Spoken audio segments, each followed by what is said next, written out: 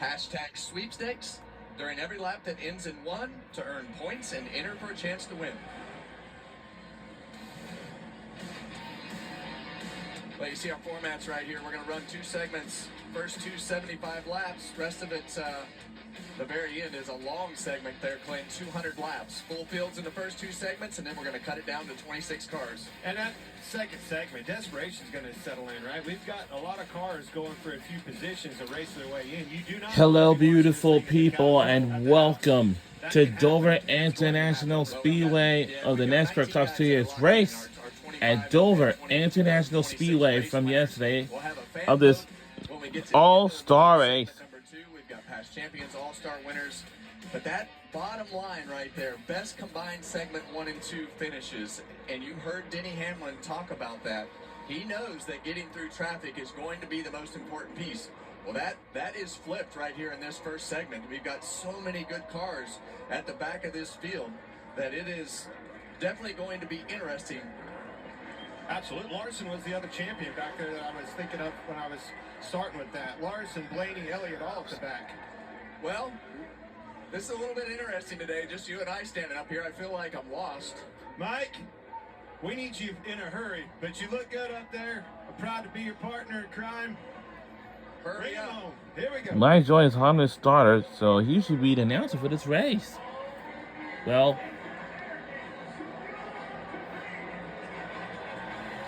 and here we go. We're underway. Green flag is waving, and we're underway.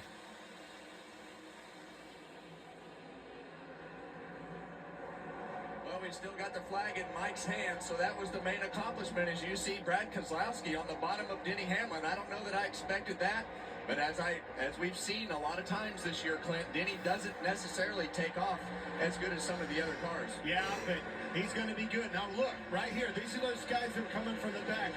You have to make some hay right here. You have to get to the front. Oh, no. Oh, my God. Oh, wow. Wow. And this is exactly what we talked Oh, about. oh, my God. We have a 60 cars on fire. This particular racetrack, it happens in a hurry. Oh, wow. Wow. That's the first crash caution of the day. Oh, no. Yeah, you see Cole Custer right there, sitting at the top of the racetrack with that window net still up. Spun backwards a little bit like we had at Bowman Gray.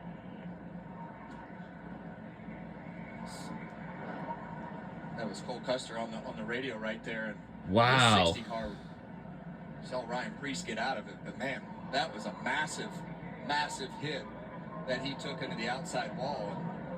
And they were 3 wide on the front straightaway, and you see a lot of damage right there on the 5 car of Kyle Larson. Well, unfortunately, we had to go to the red flag for Well, this. this is exactly the pressure that it puts on these drivers with these segments. You have to go, and that's what they were trying to do. That car's going to the house. Here's your other champion. We just got done saying the 5, the 9, and the 12 had trouble. Wow. Yesterday. It all starts right here with Gilliland in the middle. Priest is going to come around here. They're 3 wide off of 4. See Zilich coming on the bottom.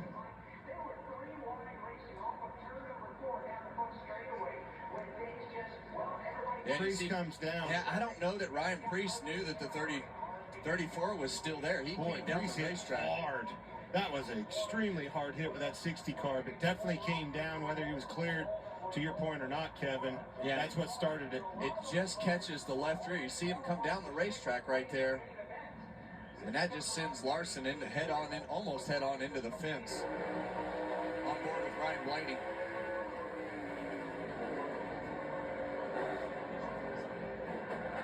What?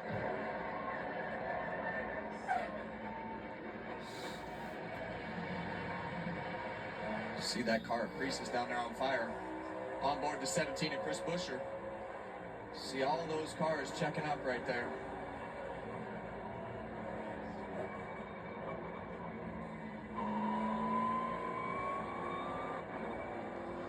Look at it from on board the 5 of Kyle Larson.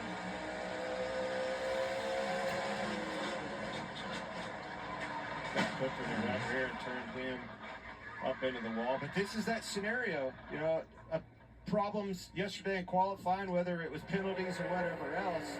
You're 3 wide, again, 2 below, right in front of you, middle, come down, He hit hard.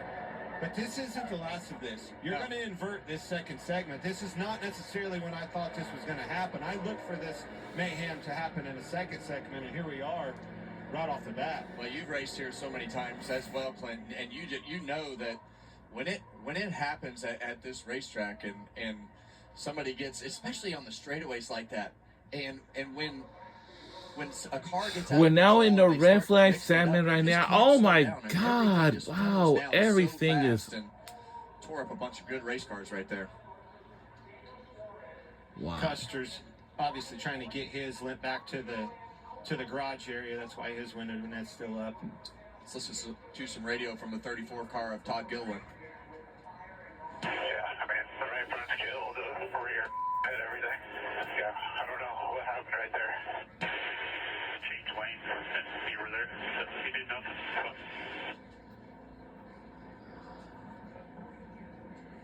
Let's go on board with Ryan Preece right here. And looks like this is where that wreck started. He tries to change lanes.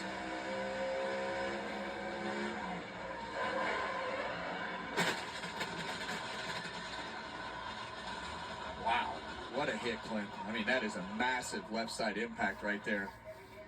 Yeah. You don't ever hit anything soft here. And then all these cars full of fuel right there, probably still up in the fuel neck. And Well, the way it pulled that left rear wheel around, it was in the wheel well pretty weird. I don't know if it maybe pulled the collector tube off of it or something. Yeah. See how the left did. rear's way back in the fender, Yeah. and there's nothing in there. I think it jerked all that out. That's what caused the fire. And they'll fill these cars up all the way into that fuel neck. That's how you fill the car up where Clint circled right there. And that whole thing will be full of fuel. Okay, Larry, some of these cars are locked in. What can we do to these race cars that are locked in to be a part of the show in that third segment? All right, remember, there were 9 drivers involved, some with major damage like Ryan Preece, some with just slight damage. This is 3 segments. It's almost like 3 races. We reset every single one. We'll reset after 75. We'll reset after the second 75, and that's when we start that 200-lap race. If you are Kyle Larson, Ryan Blaney, or Chase Elliott, you are locked in the show.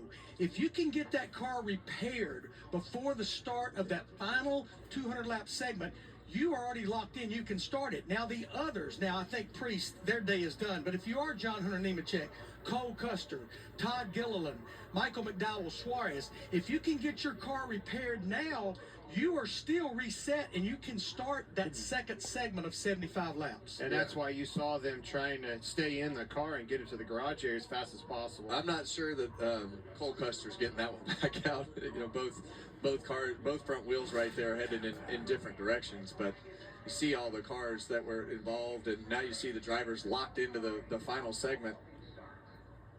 This is not where my focus was. And Mike, thank God you're back in the booth with us. You did a wonderful job. I knew you were going to nail it. You look good up there. I learned from one of the best. I spent a lot of Friday nights in the PA booth at Stafford, Connecticut. Frank Scamato, Eddie LaRue on the flag stand, and Frank was a showman. So he What did really he did. teach I you? tried to do it well. What, is it in the arm and the rear? What's the technique? Well, it's the figure 8. Oh, yeah. All right, to get them going. Got that And then figure it's snap, snap, snap on every row. Figure 8, snap, snap, snap. That's the combo, baby. Mike, a lot happened since you were down Yeah, there. did I cause that, or what happened there? Well, no. Maybe. Green flag, I guess. Look at you.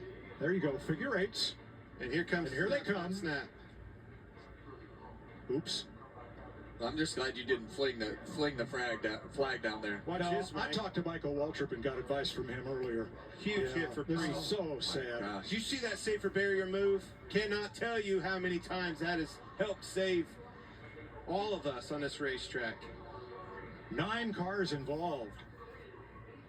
Ooh. Yeah, it was just, it looked like Chase Elliott's field.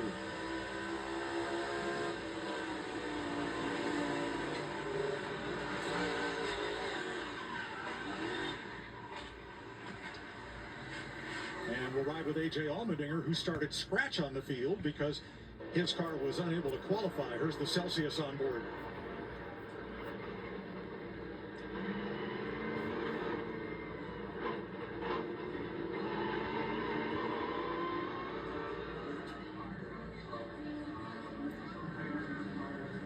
Safest cars in racing. Always scary when you see flames. Yep. But you can see that driver's protected from them flames.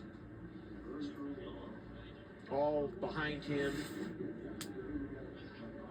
And it looks like a backup car coming out, perhaps for Ryan Blaney's. Or maybe parts. Might be going for parts, Kevin. We're gonna need some parts, that's for sure. Yeah, that Mohawk Construction Ford. Good thing Ryan is okay.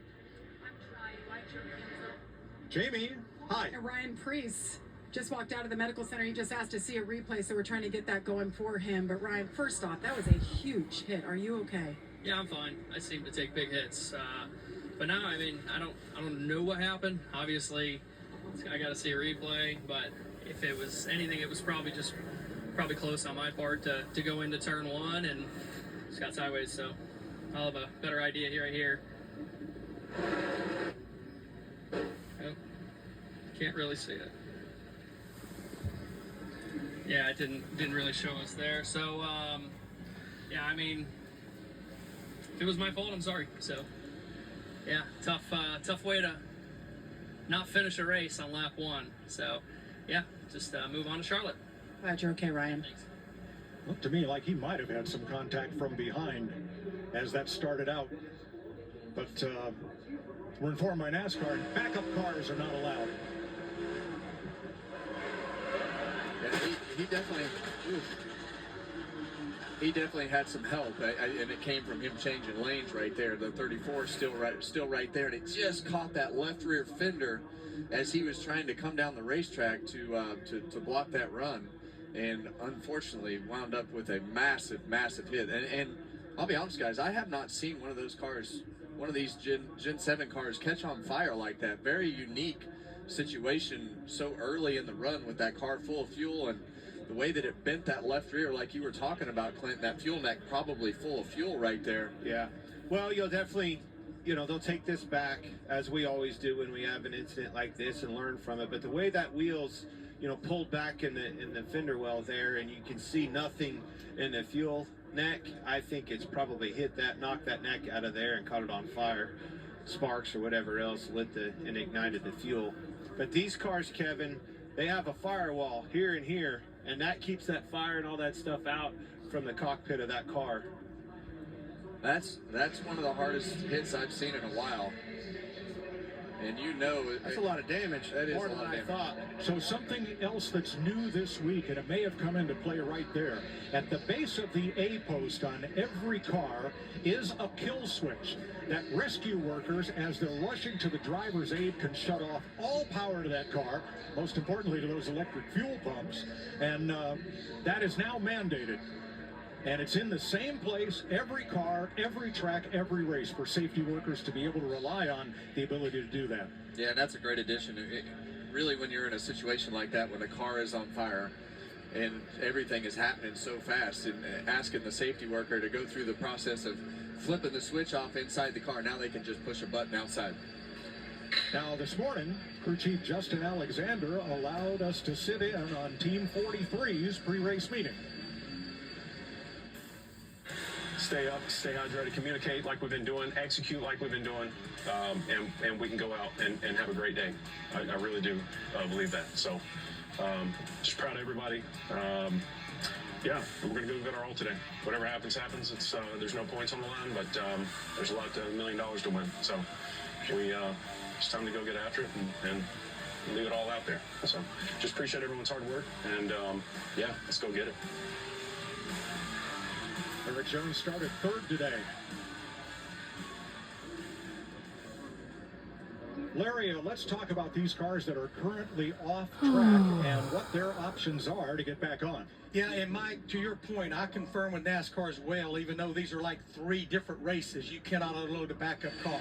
The reason you don't see anybody working on anything is we're under red flag conditions. If you're planning on It's a lot of red flag right now, pit so road or in the garage area, you yeah. can make a plan, but you can't start working